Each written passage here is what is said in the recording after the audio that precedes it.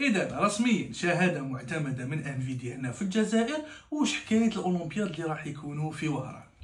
إذا البداية ستكون من مدينة وهران بداية من يوم 17 نوفمبر الأسبوع هذا القادم إلى غاية 21 نوفمبر. واش راح يكون عندنا؟ راح يكون عندنا سكيلز وورد أولمبياد 2025 ولا أولمبياد المهن من تنظيم وزارة التكوين والتعليم المهني. يوجد فيه منافسات لتشمل العديد من التخصصات. عندنا تخصصات التكنولوجيا، تخصصات الإعلام، الخدمات، الفنون، كامل هذوما راح يكون الهدف ديالهم إبراز المواهب الشابة في الجزائر وإعطاء نفس جديد للتكوين المهني في الجزائر وإبراز الأهمية ديالو.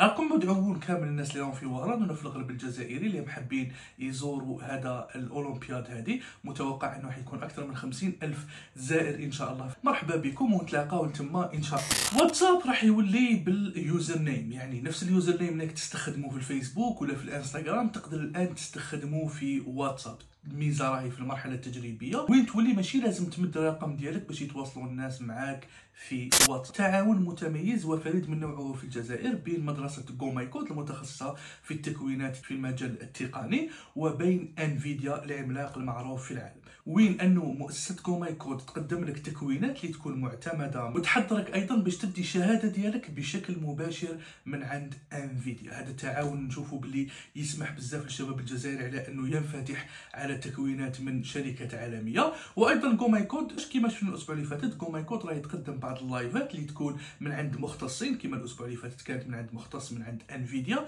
وين تكون مفتوحه بشكل مباشر للجمهور. اوبن اي اي هذا الاسبوع بدات توصل للمستخدمين شات جي بي تي 5.1. هذا اللي راهم يقولوا بلي راح يكون اكثر دقه وراح يكون الاجابات ديالو اكثر انسانيه وراح يكون الفهم تاعو اسرع. بدات تصل لبعض المستخدمين على ان تصل للجميع في الايام القادمه ان شاء الله. ومره اخرى روك ستار تزيد تاجل لنا في جي تي 6 اللي راهو يستنى فيها كاع العالم واللي كانت منتظره في ماي 2026 دوكا راهي تاجلت الى نوفمبر من نفس العام 2026، يعني تقريبا بعد عام باش راح نشوفوا الاطلاق الرسمي لهذه اللعبه اللي راح تحطم كامل الارقام. نقول لك برك الاعلان هذا تاع التاجيل حقق اكثر من 200 مليون مشاهده على منصه اكس.